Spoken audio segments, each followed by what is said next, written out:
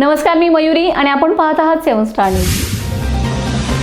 विटा शहराच्या राजकीय आणि प्रशासकीय इतिहासात एक निर्णायक पर्व आज साक्षीदार ठरले. विटा नगर परिषदेचे नूतन नगराध्यक्ष व सर्व नगरसेवकांचा पदभार स्वीकारण्याचा समारंभ आमदार सुहास बाबर यांच्या प्रमुख उपस्थितीत आणि समस्त विटेकर नागरिकांच्या साक्षीने अत्यंत उत्साहपूर्ण वातावरणात पार पडलाय. या ऐतिहासिक क्षणी आमदार सुहास बाबर यांनी नव्या पदाधिकाऱ्यांना उद्देशून स्पष्ट, ठाम आणि भावनिक शब्दात मार्गदर्शन केले. नगर परिषद म्हणजे सेवा केंद्र आहे, सत्ता केंद्र नाही. प्रामाणिकपणा, पारदर्शकता आणि स्वच्छ कारभार हाच आपला मंत्र असला पाहिजे, असे सांगत त्यांनी जुन्या पद्धतीच्या भोंगळ, निष्काळजी कारभारावर कठोर शब्दात टीका केली. जर कुणी कर्मचारी किंवा अधिकारी जुनीच चूक पुन्हा करणार असेल तर त्यांना सोडलं जाणार नाही. त्यांचा करेक्ट कार्यक्रम ठरलेलाच आहे, असा सज्जड दम देत त्यांनी संपूर्ण प्रशासनाला स्पष्ट संदेश दिलाय. या पदभार स्वीकार समारंभापूर्वी विटा शहरात उत्सवाचे वातावरण होते. नगराध्यक्ष व सर्व नगरसेवकांनी आमदार सुहास बाबर यांच्या उपस्थितीत त्यांच्या निवासस्थानापासून भव्य मिरवणूक काढत फटाक्यांच्या आतिषबाजीत नगर परिषद कार्यालयात प्रवेश केलाय. ढोल ताशांच्या गजरात, जयघोषात आणि नागरिकांच्या उत्स्फूर्त प्रतिसादात विटा शहर नव्या आशेने भारावून गेलं होतं. या प्रसंगी प्रांताधिकारी डॉक्टर विक्रम बांदल, मुख्याधिकारी विक्रमसिंह पाटील यांच्यासह सर्व पदाधिकारी, कर्मचारी, कार्यकर्ते, महिला आणि विटेकर नागरिक मोठ्या संख्येने उपस्थित होते. प्रत्येकाच्या चेहऱ्यावर विट्याचा कारभार आता बदलणार ही अपेक्षा स्पष्ट दिसत होती. स्वच्छ प्रशासन, जनतेच्या प्रश्नांना प्राधान्य आणि भ्रष्टाचार मुक्त कारभाराच्या निर्धारासह विटा नगर परिषदेत आज नव्या पर्वाची सुरुवात झाली, असेच या समारंभातून ठळकपणे जाणवले. विटा नगरपालिका निवडणूक 2025 ही निवडणूक खूपच ऐतिहासिक झाली आणि परिवर्तनाचीही झाली. या निवडणुकीत माझ्यासारख्या गृहिणीला आणि सामाजिक, औद्योगिक, संस्थात्मक वसा आणि वारसा लाभलेल्या माझे सासरे स्वर्गीय आत्माराम बापू म्हेत्रे आणि नामदेव दादा म्हेत्रे यांच्या कुटुंबाला विटा नगरपालिकेत सर्वात मानाचं स्थान म्हणजेच नगराध्यक्षपद होण्याची संधी दिल्याबद्दल आमचे नेते, लोकप्रिय आमदार सुहास भैया आणि अमोलदादा, शीतल वहिनी, सोनिया वहिनी आणि यांचे मी आभार मानते व धन्यवादही देते. या सुवर्णनगरीतील जे काही प्रश्न प्रलंबित आहेत किंवा ज्या काही सामाजिक समस्या आहेत ते आमदार सुहास भैया आणि आमचे अमोलदादा यांच्या मार्गदर्शनाखाली सोडवण्याचा मी व सर्व नगरसेवक प्रामाणिक प्रयत्न करू. विट्यातील सर्व समाज घटकांनी आणि मतदार बंधू भगिनींनी माझ्यावर आणि मित्र कुटुंबियावर दाखवलेला विश्वास सार्थ ठरवण्यासाठी मी अहोरात्र प्रयत्न करेन. तसेच विट्यातील सर्व समाज घटकांचा सर्वांगीण विकास हेच माझे ध्येय राहील. ही नगरपालिका सर्वसामान्यांची असेल, भयमुक्त असेल, सर्व विटेकरांना आणि समाज घटकांना न्याय देणारी असेल, अशी सर्व प्रशासकीय कारभार स्वच्छ असेल अशी मी ग्वाही देते. आणि सर्व विटेकरांचं काम करण्यासाठी माझ्या दालनाचा दरवाजा कायम खुला असेल. आणि हे सर्व काही एकट्याने साध्य होत नाही. सर्वांच्या सहकार्याने हे ध्येय गाठू शकतो. मी व सर्व नूतन नगरसेवक यांच्या सहकार्याने व भैया आणि दादा यांच्या मदतीने सर्व आव्हान पेलून यशस्वी होऊन टाकू असा मला विश्वास वाटतो. धन्यवाद. जय हिंद, जय महाराष्ट्र. मला फार बोलायची सवय नाही, तुम्हाला माहीत आहे. आणि त्या डॉक्टरने सांगितले जे आजूबाजू बोलू नका म्हणून. न बोलता करायचं सगळं केलेलं आहे.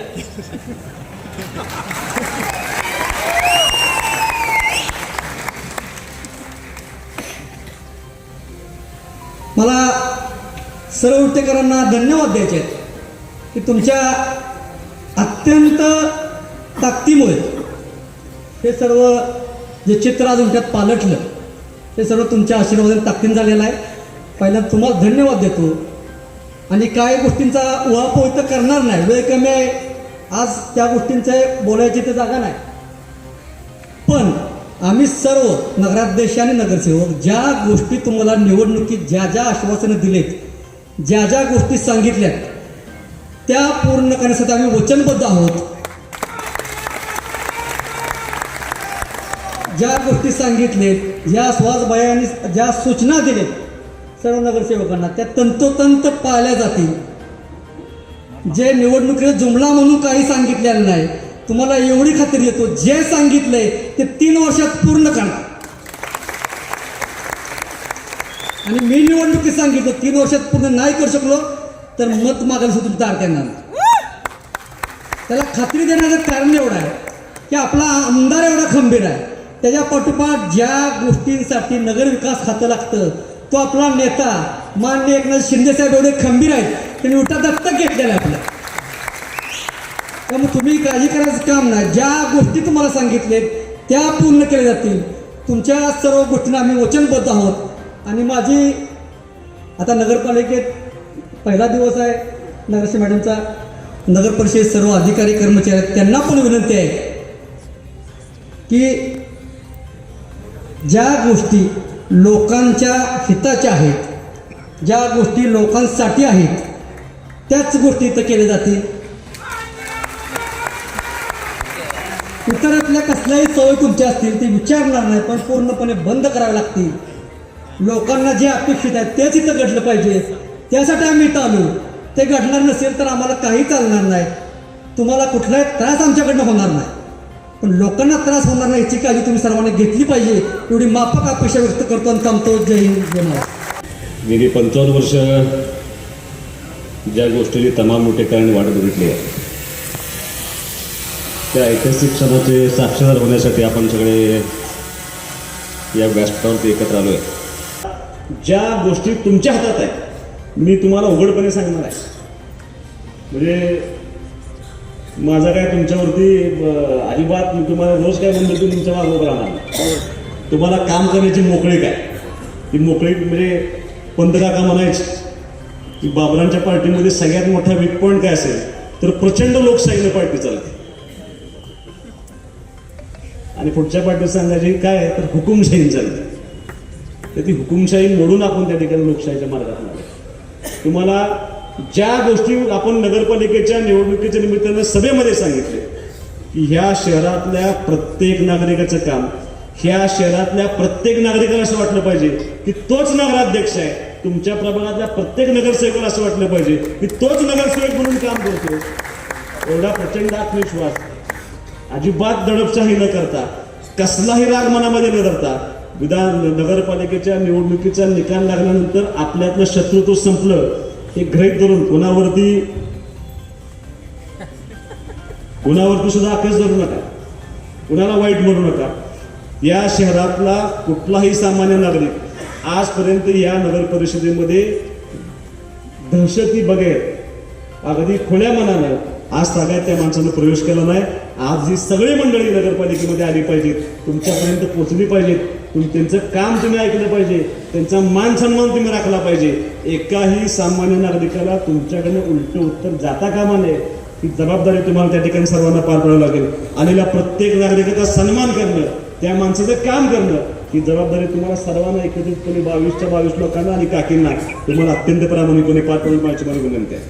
मी नगरपालिकेच्या निवडणुकीला शब्द दिला लोकांना, इथून पुढच्या कुठल्याही कामामध्ये या नगरपालिकेमध्ये सर्वसामान्य नागरिकांकडून अजिबात कुठलाही पैशाचा व्यवहार होणार नाही. आम्ही अभिवचन या निमित्ताने दिले. ते अभिवचन तुम्हाला पाळावं लागेल. तुम्ही मला सांगा तुमच्या अडचण प्रसंगी मी माझा एखादा गुंता विकतो. बरं आमच्या गुंत्याला रेट नाही कारण आमची गाडीत आहे विकत नाही. त्यामुळं त्या अजिबात अपेक्षा तुम्हाला ह्या नगरपालिकेच्या तुमच्या 5 वर्षीय कार्यकाळामध्ये करायच्या नाहीत. निदर्शनास आलं तर जो शब्द मी दिला होता तो शब्द मी आजही पूर्ण करणार हा माझा परत इथं तुम्हाला सर्वांना शब्द आहे.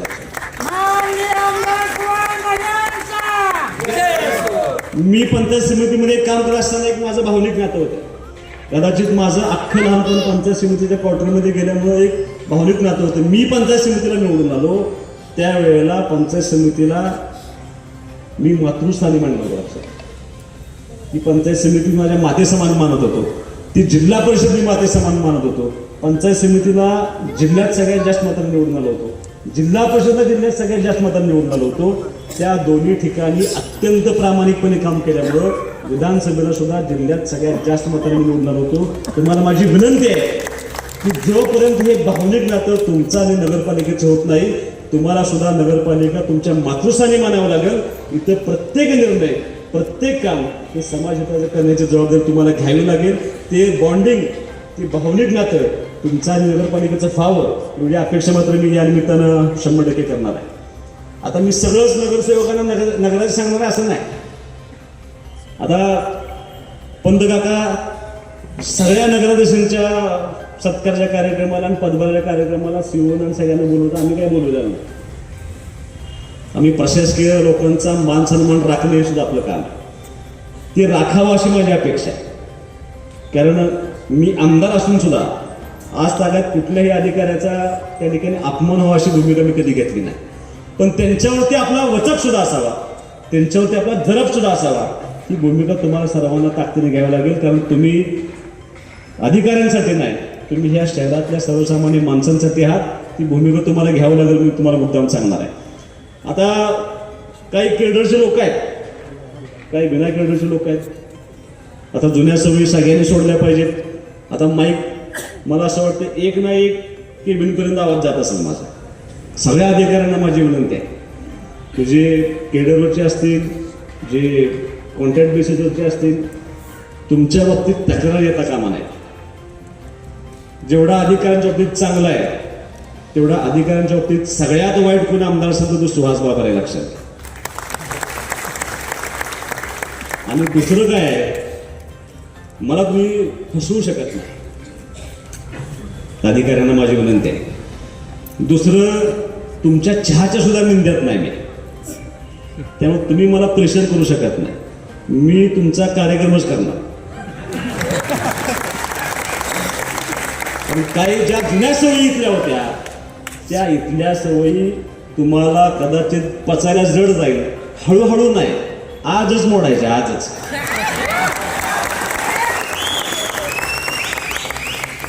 कुणाचं मांडलिक होतं घेऊन तुम्ही मिळते. तुम्हाला पगार जो मिळतोय ना, तो तुम्हाला शासनाचा पगार मिळतोय आणि या विटेतल्या तमाम लोकांची सेवा करण्यासाठी तुम्हाला पगार मिळतोय. कुणाच्या एका कुटुंबाची सेवा करायला तुम्हाला पगार मिळत नाही.